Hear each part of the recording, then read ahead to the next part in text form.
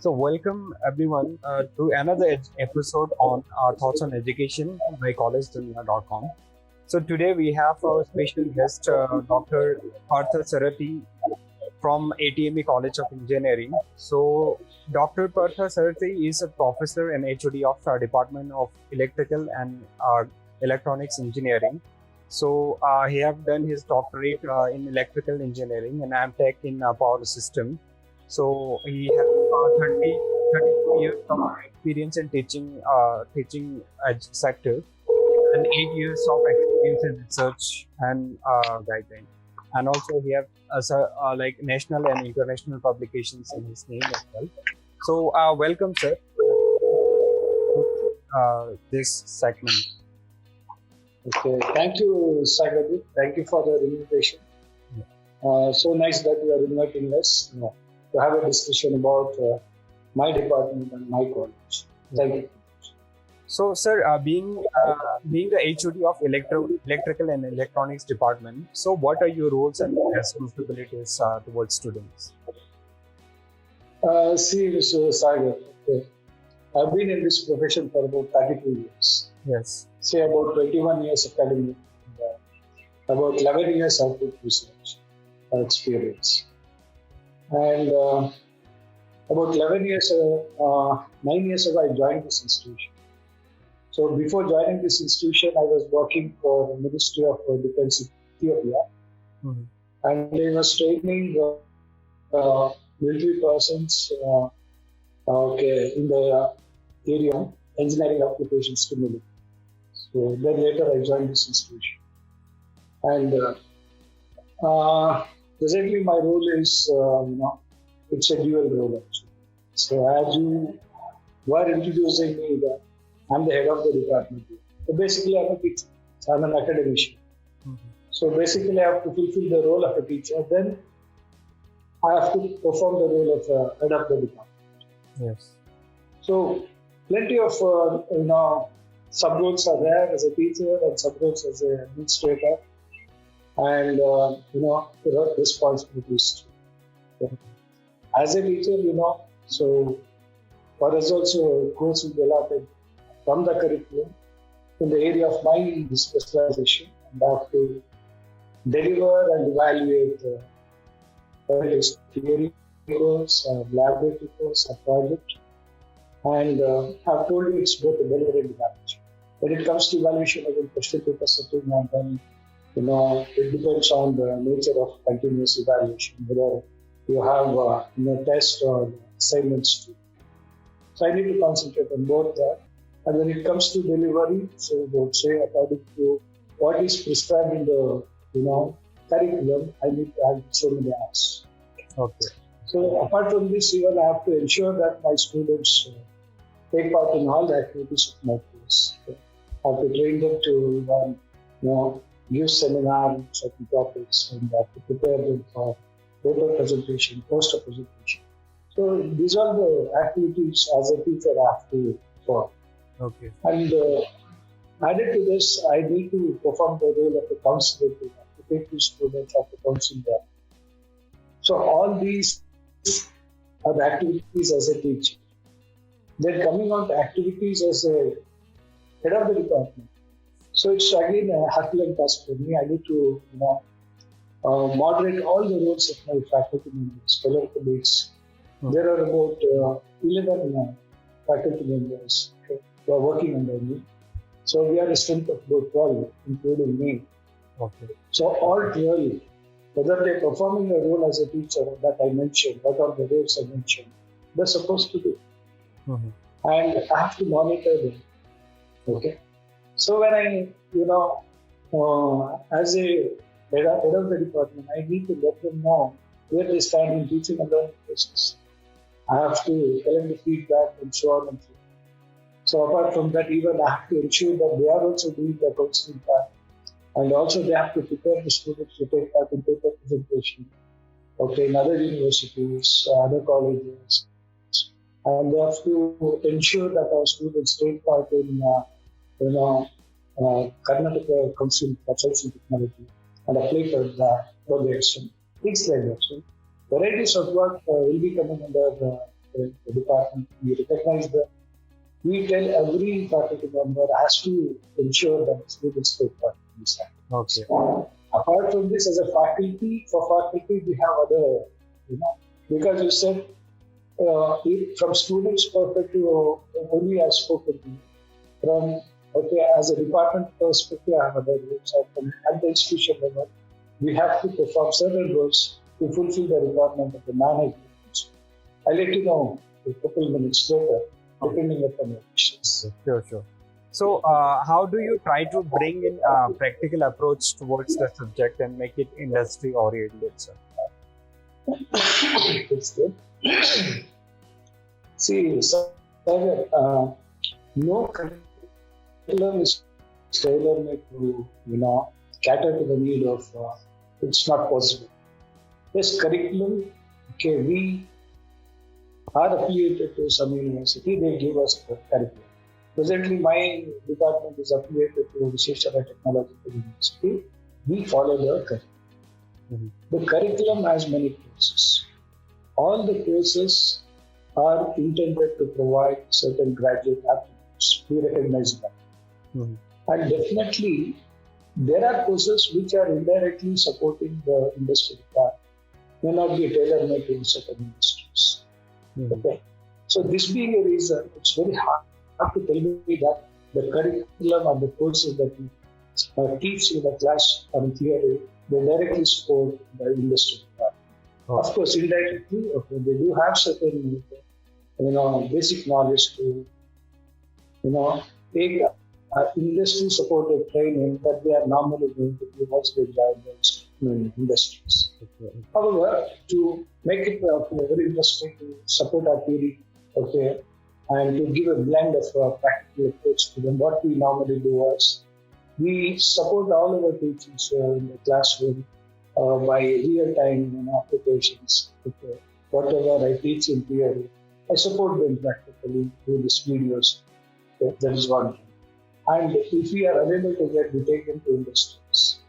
And also we ask them to any, topic that is not supported in the curriculum. We ask them to, search them in the net, online courses, ask them to whether to go and visit this. We have practical aspects of this, get into it also. This is how we are going to supplement that will ensure that the gap is not seen. Somehow we prepare them to get industry action. So, sir, what are the best practices offered by the department to the student which help them gain necessary skills? See, the best practices. Actually, the best practices in our college, what we normally do is every 15 to 20 students, we allot one teacher to monitor the student academic requirement. So this is in spite of whatever the course they teach, the lab they teach, the project, what they guide. So these counselors are supposed to, tell the students that what are the industrial skill set so that they are required once they go out of the college. And it's our role, it's a department role, it's a role of every faculty, including mine, to see that they acquire this skill before they leave the institution. And we make them understand such requirements are necessary. To some extent, we cater to the need of them, like presentation and communication skills, and aptitude, verbal and listening skills, and overall personality development. So few of these skills we may not directly provide them. We ask service provider to give them, and whatever possible from our side, we are going to do some activity. So especially when it comes to individual activity and group activity, we give under the assignment. So there they are going to develop this presentation skill and communication skill. And analytical, verbal and reasoning skill. So we are going to offer to our own faculties during spare hours. In fact, in our timetable, whenever we are not famous. So this is how we are preparing them. We let them know about the skills and we facilitate them to uh, acquire them while they stay on campus. Okay. So, sir, how do you strategize the curriculum and how often it get updated to make it more benefiting to the student? See, like many institutions are affiliated to it. So everybody is following the same curriculum. So how is that we can make it special? How is that we can organize this to give them? Okay. That's really a challenge. Okay. So what we normally do is, so 1 month prior to the beginning of next semester, we are going to allot these subjects or the courses to the faculty member based on the specialization. Okay. Presently, we have about 6 specialization in it. So based on the specialization, based on the experience, okay, a compromise is made and we are going to allot the same. And of course, we ask the faculty member which courses they can teach. So that means there should be liking from the teacher side, and there should be, I need to think that whether who is going to be most suitable to deliver this. That's one aspect.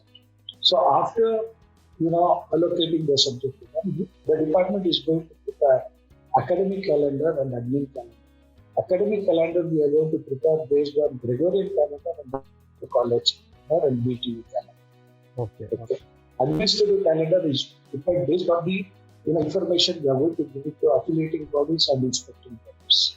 Okay. So all these two calendars we release in the department, and the teacher has to now write a lesson plan based on this calendar, and depending upon the curriculum, how many hours per week he has to do for the entire semester, they write the lesson plan. This is available on the net for the student from day one. And apart from this, what we are going to do is each faculty has to identify the outcomes in each course. So what are the possible skills the student can learn from this particular course? It's the duty of the teacher he has to do. Presently, since 2 years, VTU is also offering curriculum under outcome-based education. So whatever outcome they also give and whatever the teacher sees from his perspective, we combine and we reframe the outcomes, and we are going to inform the student. Look, from my course, you are going to we have identified these are the outcomes to learn at the end of the course. That should be imbibed in you at the end of the semester. Okay. So these outcomes, whatever I specify in the courses. So from the entire department, about 20 courses we offer on an average, whether it's odd or even. So all these 20 courses, they have certain outcomes or skills or traits which are again oriented towards acquiring certain traits, identified or decided by the National Board of Accreditation under Ministry of Human Resources. There are 12 such graduate attributes they demand. Any engineer coming out of the college, they should have some these 12 graduate attributes. Now, we are going to correlate all these from all the courses, whatever outcomes or skills, where they are directed to achieve them. So, we are going to have a mapping with certain numbers. There's a mapping mechanism. This we are going to explain to our students before startup series. The very first day, there will be an orientation class. We make them understand this is how we are going to proceed when it comes to them. Okay. And we have evaluation method also. According to university, we need to conduct certain internal assessment tests we are going to conduct. And also they give some, liberal, they are very liberal. Okay. Ourselves, we can give some assignments too, and we can, out of 40 marks, say 30 marks for the test and 10 marks for the series. We do that. So this is how we make them understand how the curriculum is, delivered, is evaluated, and what are the skills they are going to understand at the end of the course. This is our strategic plan, and we have a timeline for the entire semester, and we goes according to that, and we have documented proof for it. That is how we have obtained National Board of Accreditation for the period of 3 years. Okay. So, sir, how do you, what are your views upon the placement and higher education about this your department, or how does your department prepare students for the higher education? Sir, when it comes to placements, It's really the crux of whatever we are going to speak about our institution. Everybody, when they are joining an institution, they look forward to how many placements you have in your discipline or campus. This is the question normally. So it's a turnout that we are doing or a conversions that we are doing. So far what we have, according to National Board of Accreditation, we need to have about 60% of the placements for a average of from past 3 years. That we have already achieved, and that is the reason why we have got accreditation. Okay. And to be honest with you, on campus, the present batches, okay? So if this academy, now the present academy, 2021. So normally on campus, we will be satisfied if they are about 25% placement. The moment they pass it, okay, within span of 3 or 4 months, that goes up to 75%. Because most of the students will not be placed there, it's difficult because of the competition. They go up for certification courses outside, which they were unable to do when we see, and they will get placed after 2 or 3 months immediately. That is how it goes beyond 75%. So it's about 60 to 70% for me if I average it as about 3 years. Great. And coming on to this, higher education, not many are really interested. Say you can keep it about 5 to 10% are really interested in going for higher engineering, education. But we have service providers for that. They regularly visit our college, like GRE, then GATE Academy. So they come and they really give orientation to our students. If anybody willing, they are in touch with them and they are join. Okay. So PGCET they write and they get into master degree. And there are students who are really doing outside India, also abroad, outside India. So that way, I can say about 5 to 10%. We don't say, we always cater to the need of all the types of students. So we can have those students who really want to do higher studies. Okay. So, sir, what are the challenges you are facing to uplift the quality of education of the department? Definitely, the challenge was really humongous, according to me. Up to, say, the year 2014, we were the traditional education system. So, all of a sudden, the vision of the college or the management, they said that we need to transform the way that we are doing. So, we thought, okay, let us go for National Board of Accreditation. Yeah. Shifting from one type of traditional teaching to outcome-based education. That was really, orienting yourself to align with the requirement of National Board of Accreditation. That itself was very challenging. And also you need to educate all the stakeholders, all the, especially students and parents that we are going for this. And even the parents has to join hands with us and they need to know what's happening. And even they have to attend meeting with us when we really have certain meetings. And the other stakeholders like industries, we have understanding with industries. We invite them also. So, like when you are saying vision and objectives and we need all the stakeholders and we need to tell them the process. It was really an Herculean task for me to make them understand this is a new method that we are adopting, outcome-based education, and these are the advantages that we are going to get. And we need to show some progress in this, and we did that and we achieved. That was really a Herculean task for me, and it was a challenging for me.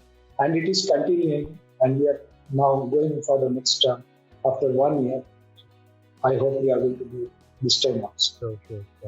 So, sir, what are the valuable advice you would like to give to the students so that they have a prosperous career ahead? I have to make this very short because I normally go a bit upset when it comes to this. Because as a teacher, many a times when I visit class, I've been advising them. Every now and then when they will go off track. What I normally advise to them is they have to stop, procrastinating. Okay, they are really hijacking their precious time that are supposed to be devoted to academic, to you know, be on a social media, which is not yielding any fruitful results from them. They're spending a lot of time on that. Okay. That is one thing I would like to advise to them. Next thing is I want them to listen to teachers first. The teachers are the specialists for that. If you are sick, you are going to a doctor. So if you don't know about education, you go to a person who really guides you. And we are a set of people who are having 2 or 3 degrees. So we can tell you where you really stick. Stick on to the instructions given by teacher, institution. They are the people who are going to give you definitely what you are supposed to do and what you are going to do. They can visualize. That's the very reason I have given advice. Okay. And definitely follow the instructions of the college and department. So it's going to support. So these are the 3 main advices I would like to give. Okay. Great, sir. So, sir, it was great having you with us here in this thoughts on education. So, thank you for being with us, sir. Thank you, Sagar. Thank you for really giving me a chance to speak about my department and my college and our successes. And thank you, Collegedunia, okay, for understanding us. Please promote our college. Say, and you can also visit our college to ensure that whatever we are doing, whether documented or not, we don't mind showing you all our practices, which are real. We don't fake anything, and we mean what we say to you. Great. Thank you for everything. Thank you for giving the chance, sir. Let us meet quite often like that. Sure, sure, sir. Thank you. Thank you, sir.